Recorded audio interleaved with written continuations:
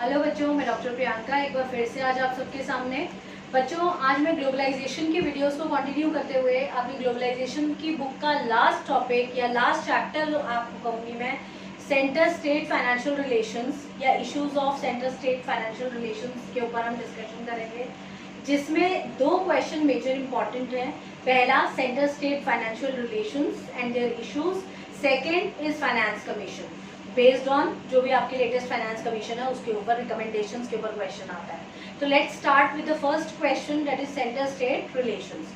Centre state relations की अगर हम बात करें तो ये एक बहुत ही बड़ा मुद्दा है। सेंटर स्टेट रिलेशंस इंडिया जैसी कंट्री के अंदर क्यों, उसके बारे में आज हम डिस्कस करेंगे। साथ ही साथ हम ये भी बात करेंगे सेंटर और स्टेट के बीच में पावर क्या क्या डिवाइडेड है और किस हिसाब से डिवाइडेड है। तो सेंटर स्टेट फाइनेंशियल रिलेशंस में सबसे पहले पढ़ने से पहले मैं आपको बताना चाहूंगी कि इंडिया जो है एक फेडरल कंट्री है। India is known as a federal country. Federal country क्या होती है बच्चों? फेडरल कंट्री एक ऐसी कंट्री होती है जहां पर पावर्स जो होती है वो सेंटर और स्टेट दोनों में डिवाइडेड होती है। तो फेडरल कंट्री है इंडिया, और उसके फीचर्स क्या है? सबसे पहला, सुप्रीमेसी ऑफ कोर्ट। यहाँ पर जो कोर्ट ने आखिरी फैसला कर दिया वो आपका आखिरी फैसला होगा। यहाँ पर इंडिया में कोर्ट को सबसे ज्यादा इंपॉर्टेंस दी जाती है। Second is division of power. Division of power का मतलब है कि जो पावर होगी वो सेंटर और स्टेट के बीच में डिवाइडेड होती है। Third is rigidity of constitution. Constitution हमारा जो संविधान है उसमें रिजिडिटी बहुत ज्यादा है। रिजिडिटी मतलब इतना आसान नहीं है उसको अमेंड करना, इतना आसान नहीं है उसके प्रोविजंस को चेंज करना। आप सबको पता होगा कि जो हमारा कॉन्स्टिट्यूशन है उसके अंदर अगर कोई चीज अमेंड करना चाहते हैं हम, तो हमारे पार्लियामेंट में 2/3 मेजोरिटी की जरूरत होती है, जो कि बड़ी मुश्किल है इंडिया जैसी कंट्री में 2/3 मेजोरिटी पाना किसी चीज में। तो इस वजह से रिजिडिटी रहती है काफी कॉन्स्टिट्यूशन में। And fourth is independent judiciary. Independent judiciary is जो हमारे देश का जुडिशियल सिस्टम है, जो हमारी जुडिशरी है, जो कोर्ट्स हैं, उनको इंडिपेंडेंट छोड़ा गया है। वो फैसले अपने हिसाब से ले सकते हैं, कोई उसमें दखल अंदाजी नहीं करेगा बिल्कुल भी, और उनको किसी तरीके का दबाव भी नहीं दिया जाता। तो सुप्रीम कोर्ट ऑफ इंडिया या हाई कोर्ट ऑफ इंडिया जो भी है, इनके फैसले आखिरी माने जाते हैं। हाँ, अगर इनकेस हाई कोर्ट के फैसले से कोई सहमत नहीं है तो सुप्रीम कोर्ट तक जा सकता है।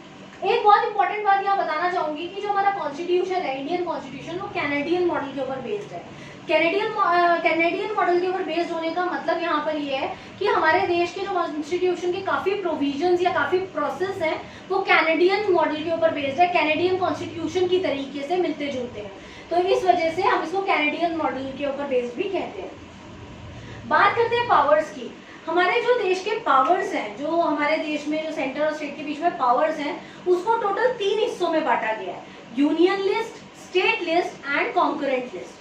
सबसे पहले बात करते हैं यूनियन लिस्ट की। यूनियन लिस्ट वो लिस्ट है जिसके अंदर सारे वो पावर्स डाले गए हैं जो सेंटर जो इसको अंडरटेक करता है, जो सेंटर के हाथ में होते हैं, और वही उसके ऊपर फाइनल डिसीजन लेता है। इसके अंदर लगभग 97 सब्जेक्ट्स होते हैं जो यूनियन लिस्ट के अंदर आते हैं। स्टेट लिस्ट के सारे पावर्स जो होते हैं वो सारे स्टेट के हाथ में होते हैं, इसमें यूनियन की कोई दखल अंदाजी नहीं होती, और इसके जो नंबर ऑफ सब्जेक्ट्स हैं वो 66 है।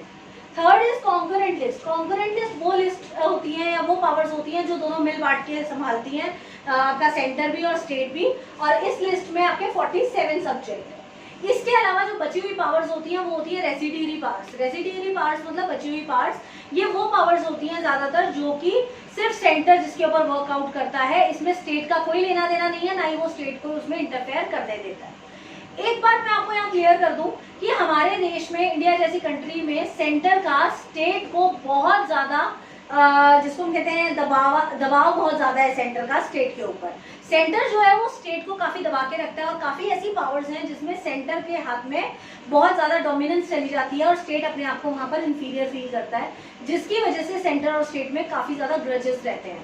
इंडिया में सेंटर और स्टेट के काफी रिलेशंस खराब होते हैं कई बार, कई चीजों को लेके, जिनके ऊपर मुद्दे भी बने हुए हैं। That is not a part of your topic, so I am not going on it. तो हम सिर्फ बात करेंगे यहाँ सेंटर स्टेट के रिलेशन। अब आते हैं हम यहाँ पर relation between centre and state.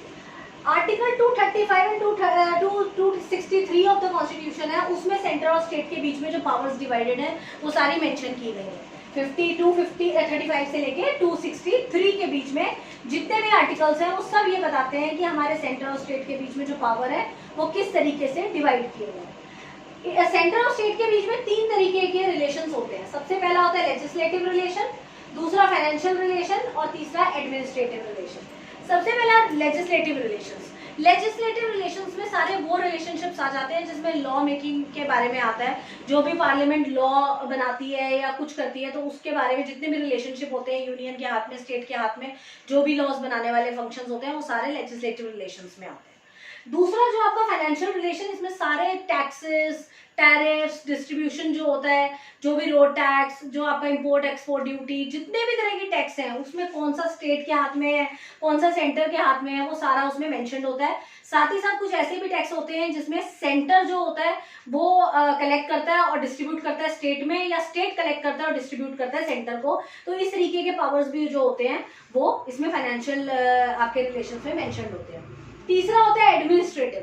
Administrative में सारे वो रिलेशनशिप आ जाते हैं जो रिलेटेड टू आपके jurisdiction, related to law and order, सब कुछ इसके अंदर आ जाता है। तो जितने भी ऐसे जो पावर्स होते हैं वो सारे के सारे वो एडमिनिस्ट्रेटिव रिलेशंस में आते हैं।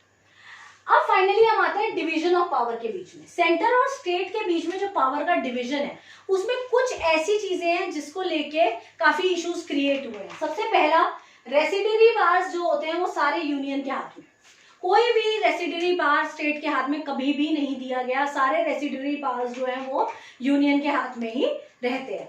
दूसरा, union is provided with more powers always. Union को हमेशा से ही ज्यादा पावर्स दी गई हैं एज कंपेयर टू स्टेट। हमेशा से ही यूनियन के हाथ में ज्यादा पावर रही है, मतलब सेंटर के हाथ में ज्यादा पावर रहती है हमेशा। Third is, during amendment states are not even consulted sometimes. कुछ स्पेसिफिक मैटर्स को छोड़ के यूनियन कभी स्टेट के साथ कंसल्टेशन भी नहीं करती है, कोई डिसीजन लेने से पहले या कॉन्स्टिट्यूशन की कोई अमेंडमेंट करने से पहले। They don't even feel like discussing it with state कि हम लोग को स्टेट से कोई सलाह मशवरा करना चाहिए या उनसे कोई एडवाइस लेनी चाहिए, नथिंग। वो अपने आप अपने बस ग्रुप में डिसीजन लेके और उनको फैसला सुना देते हैं कि हमने ये किया है और हमारे कॉन्स्टिट्यूशन में ये अमेंडमेंट अब हो गया है।